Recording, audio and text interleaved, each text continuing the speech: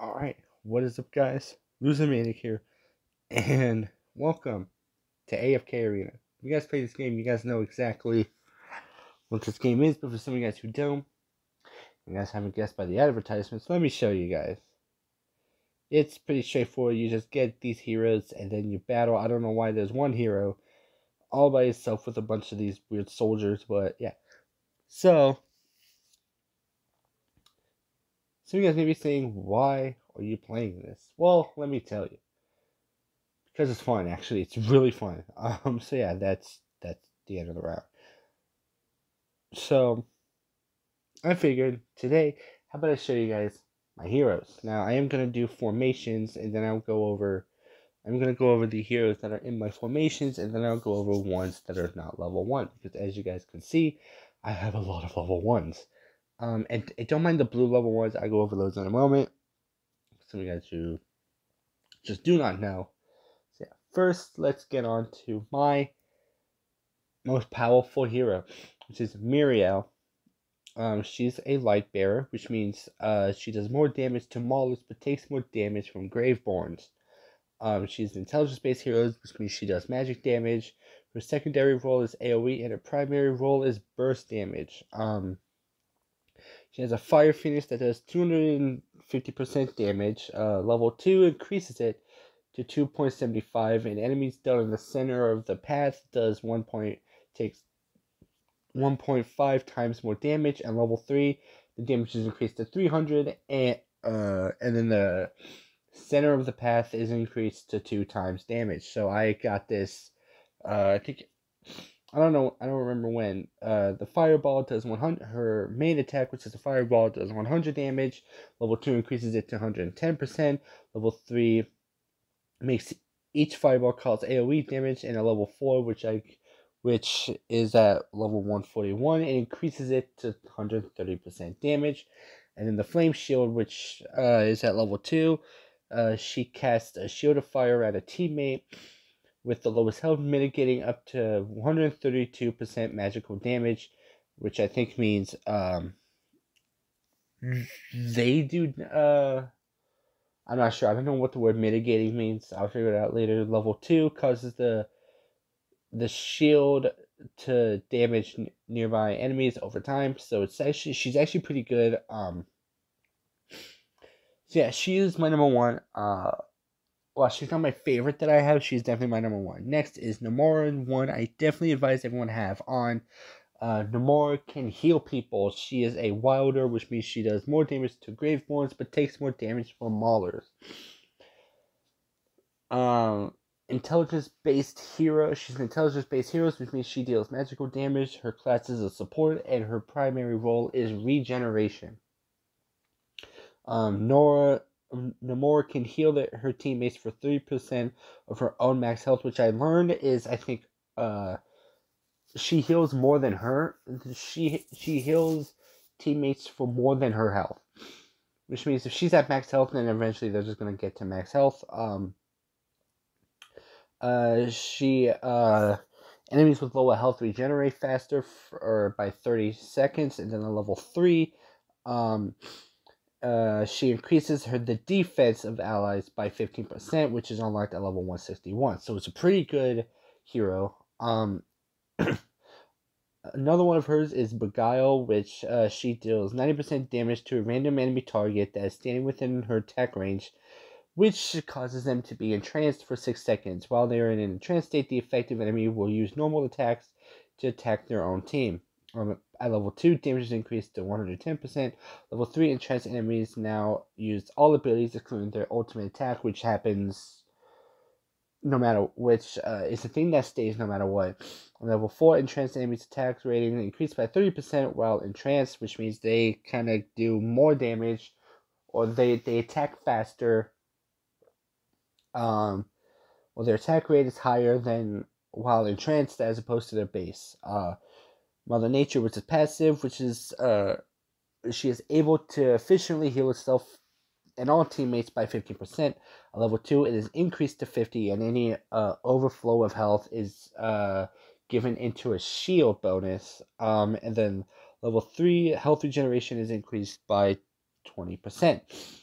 The Life Force Nomura gradually heals the weakest member of her own team for 30% of her own maximum health at level 2, which is unlocked at level 141. Oh, I didn't mention Mother Nature level 2 is upgraded, is unlocked at level 121, so I need like a couple more hero dust and then I'll be fine. At level 2, she gradually restores a total of 150 energy points to her ally, which is really good for someone like Muriel, where after they're done, she could easily go back, and while her health is recharged, while her health is regenerating, so is her energy, which means she could spew out a bunch more phoenixes than in one match, I think. And then level 3, total amount of health restored increases to 40% of maximum health, which I think if that works out right, that means it'll go quicker, which means shields would be a lot more. So it's actually pretty good. This is one I definitely advise every team has, or someone like her. She can regenerate, and she's a support class. I definitely do advise regeneration, especially considering the fact that the higher up you go, the more damage your heroes are going to be taking, which means that her energy, once she gets higher up, will go quicker. So it's actually pretty good. One is one I definitely don't have. Well, I don't use as often, so I'll skip that one. One I'll skip for later. Next is one I've been contemplating whether I should replace or decided, and I'm still trying to wonder if I made a good deal or not with it, which is Lucretia or Lucretia. I change pronunciations every time, so if I explain it, you'll have to forgive me. So why do I feel indifferent about this one? Because of the fact that with the new update, whenever I first started, I have a choice, and I think everyone does until I think a couple more days. I'm trying to see. Yeah, Destiny's Choice. You have 2 more days to decide between Zafrael or Lucretia. Alright? I picked Lucretia. And here's why. Because I love evil characters. She is the evil part. She's the evil side. She has been possessed by the devil in her backstory. She is evil. And Zafrael is not. But the reason why is because I use Zafrael, and he does AoE damage.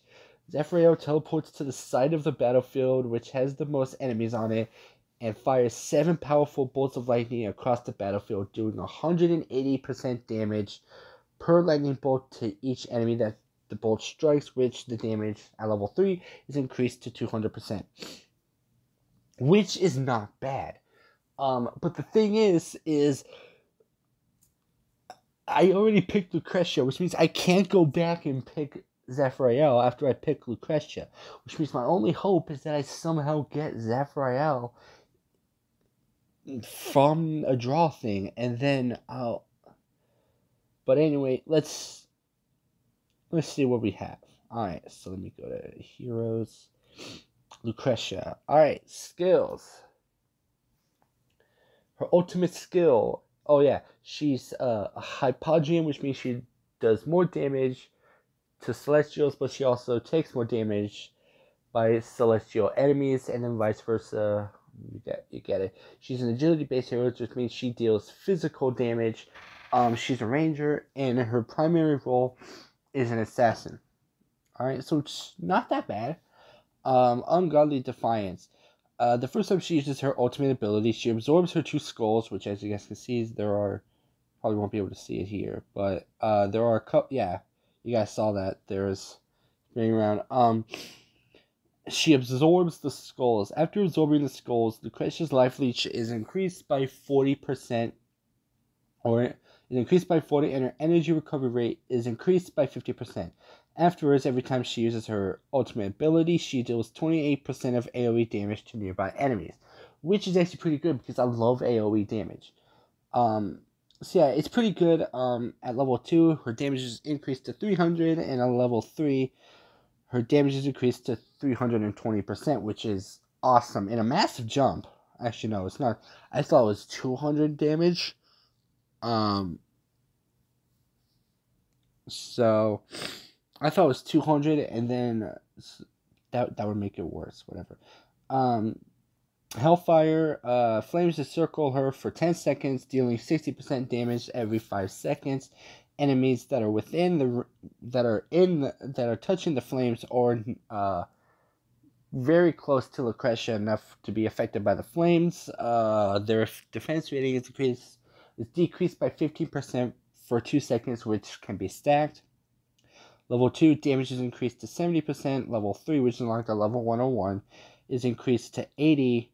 Damage is increased to 80, and level 4 damage is increased to 90%, which isn't bad. I don't know if I've seen it in action. I think I might have. I have 2 times speed on there, so I might have, and I'm not surprised if I didn't. Next is one I feel like is kind of a hit or miss with this one is Death Wish. Sorry if you guys hear like weird rubbing.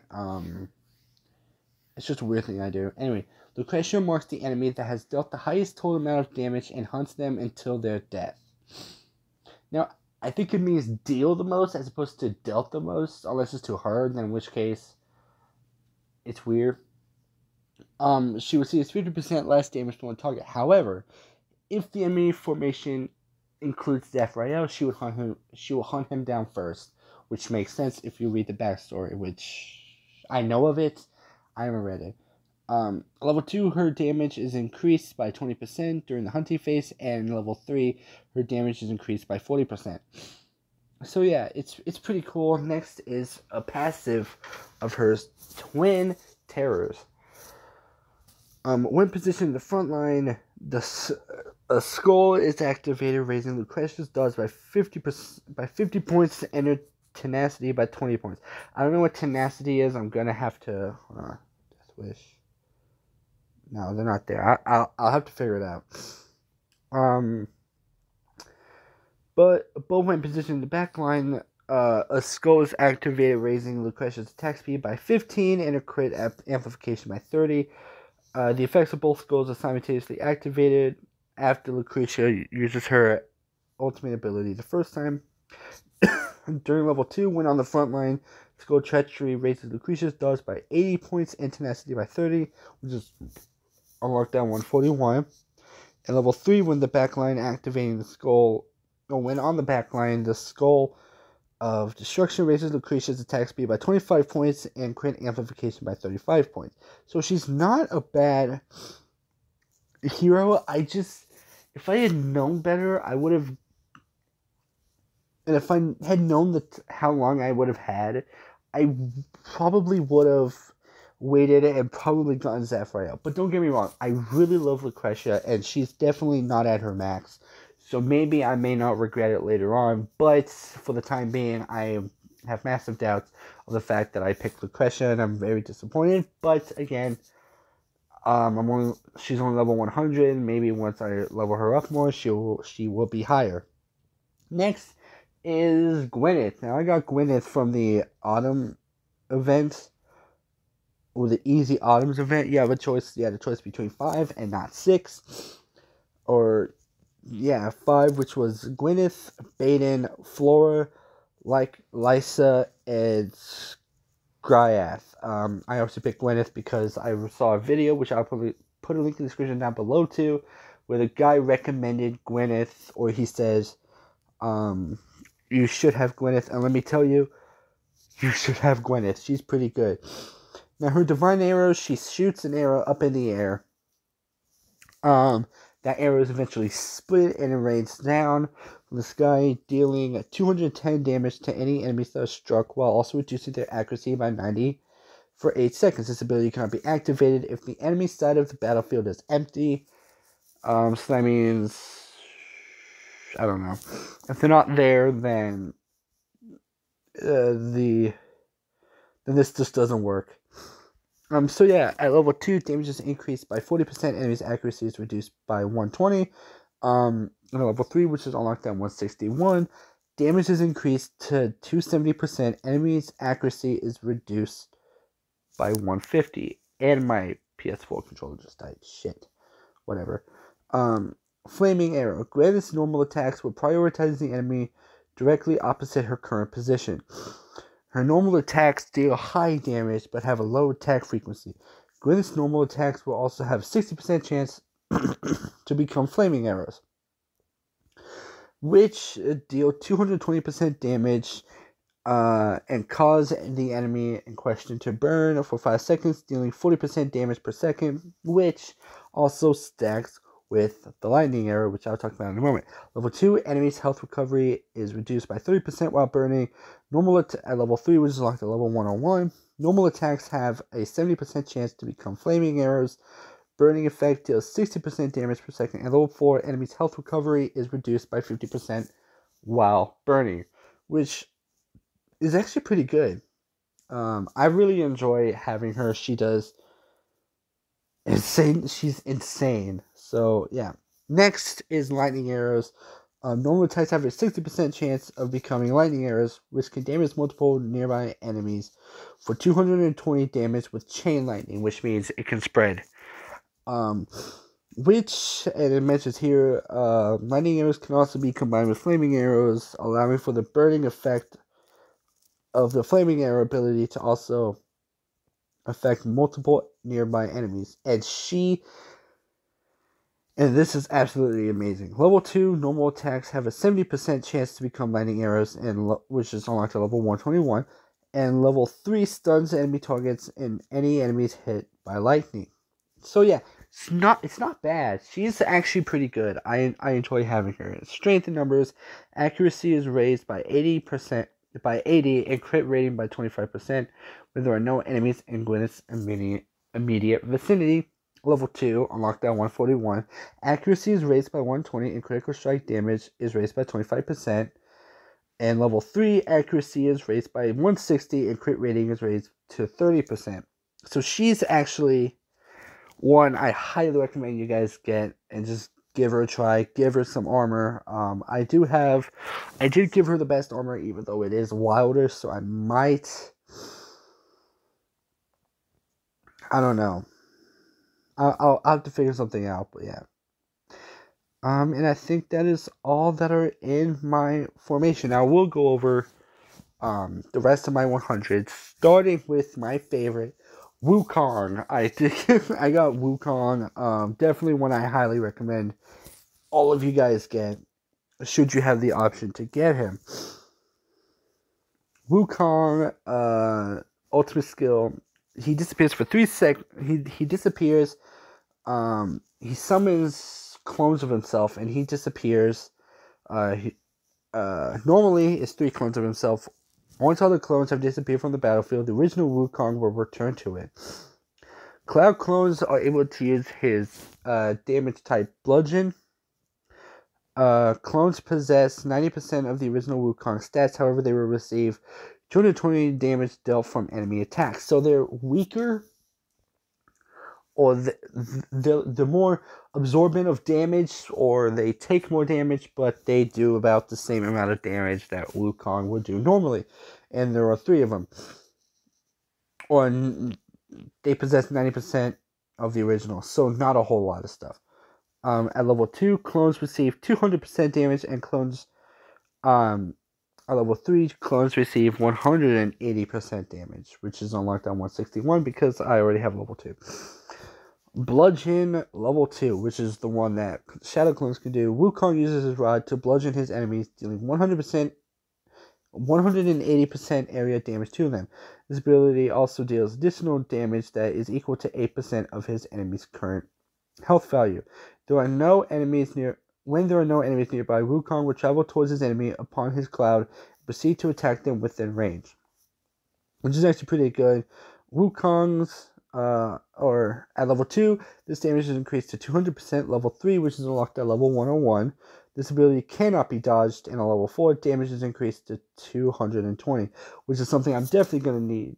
I definitely need to get more Wukong, because as you can see at the bottom, max ascension level reach, which means I need to get another Wukong, and then I need to get another Wukong, and then just get him from there. Wukong, Falling Fury. Wukong throws his rod into the air so that it falls down upon the most densely concentrated area of enemies on the battlefield, dealing 270% of area damage. Enemies that were successfully struck by the rod will lose 100 haste points for 8 seconds. So it's actually pretty good. Level 2, damage is increased to 300%, which is unlocked at level 121. Level 3, damage is increased to 330%. And finally, Foresight, which is a passive. Wukong is able to predict when his enemies use control effects against him and will disappear so that he is not affected. The summoning clone shares the same attributes as Wukong's cloud clones and can be summoned once every 11 seconds. So he leaves and he uses a clone to, I think, take the damage. But overall, pretty good. Level 2 ability is activated every 10 seconds, unlocked at level 141. And level 3 ability is activated every 9 seconds. So it's actually pretty good. He's kind of badass. I'm not gonna lie. Definitely one I highly recommend. Next is one that is kind of surprisingly good. She is a healer. This is Rosalind.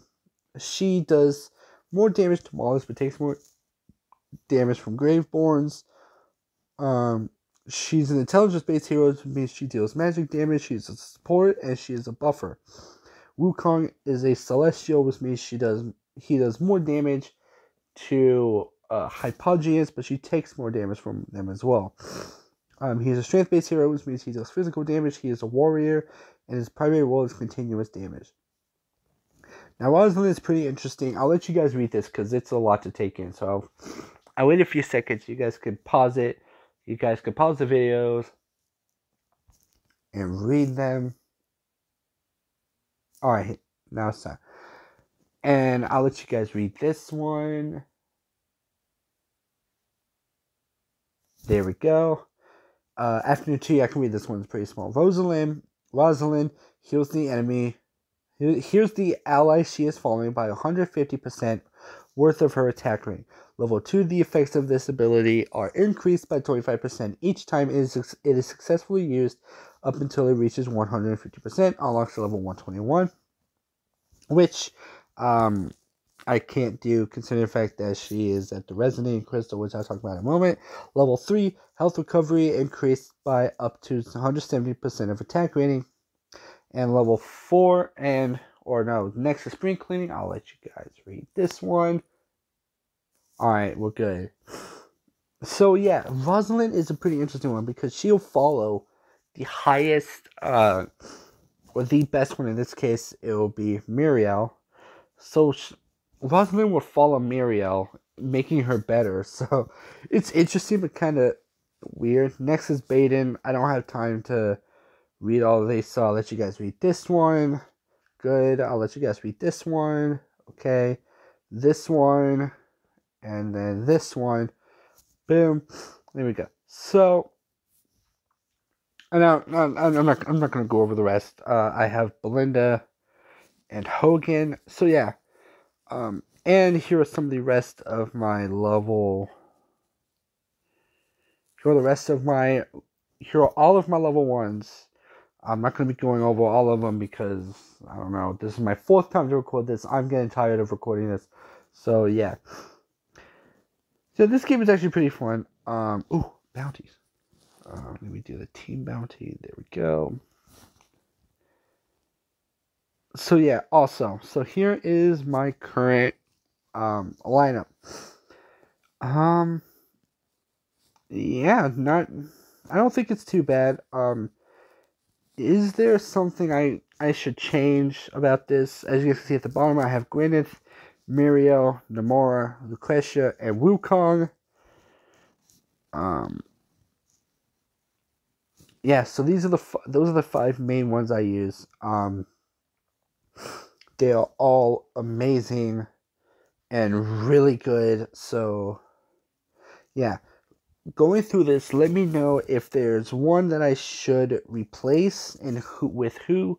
Is there one I should keep? Should I move them somewhere?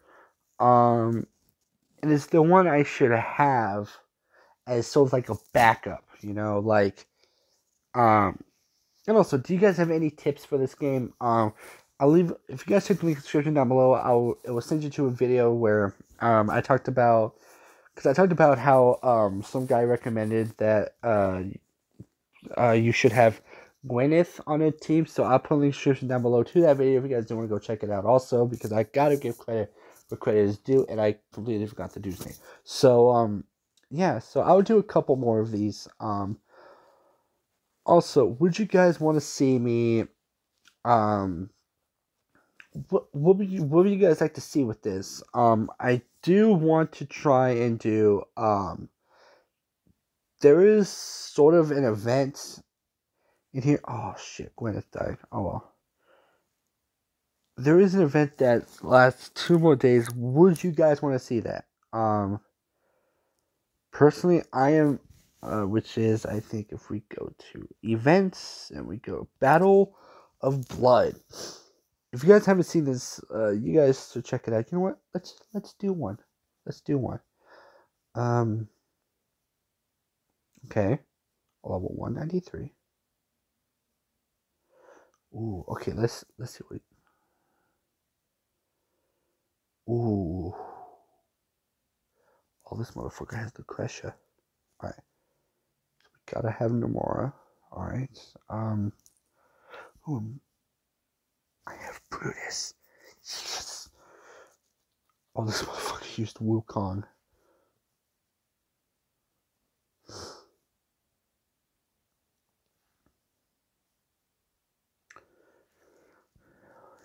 Alright. I don't know some of these names. Probably should, but whatever.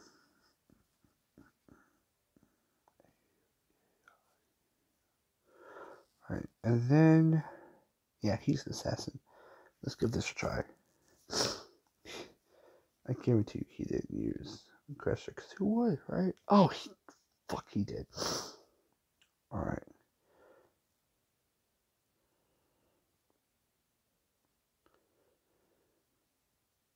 Huh. Alright, doing good so far. Surprisingly. Considering. Alright. Okay, Iron is gone. Come on. Get Wukong, motherfucker. Okay. Boom! There we go.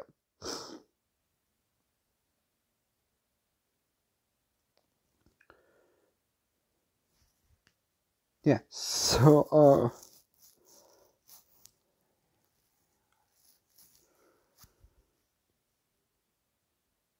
yeah, actually, you are able to get Wukong. You just need, that's an unlimited event?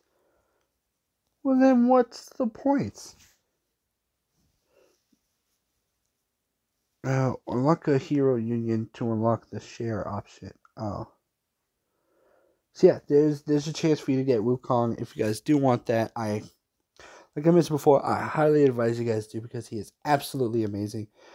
So yeah, this has been AFK Arena. Wait, I did that already. Yeah. I didn't even get Silas. Was I supposed to have gotten Silas? Weird.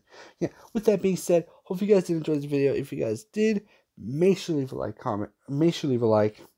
Comment down below. Who do you think I should replace? Here's my formation once again. If you guys do want to check it out, who should I keep? Who should I let go? Who should I replace them with? And backups. Who do you think I should have for backups? I currently have Rosalind, and that's about it. Rosalind is the only one I use. Let's put Rosalind in action. She's more of a support character for Muriel, but if she dies, then it will go on to Nomura, and freaking Wukong is dead. Not surprised by that. Boom, there we go. Who do you think I should replace? Who do you think I should keep? And do you think I should move them anywhere?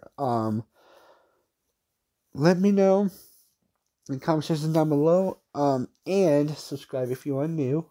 Hit the bell notification to get notified of when I upload, because I do not have a schedule. I really should, but I do not. So with that being said, yeah, Loser Maniac out.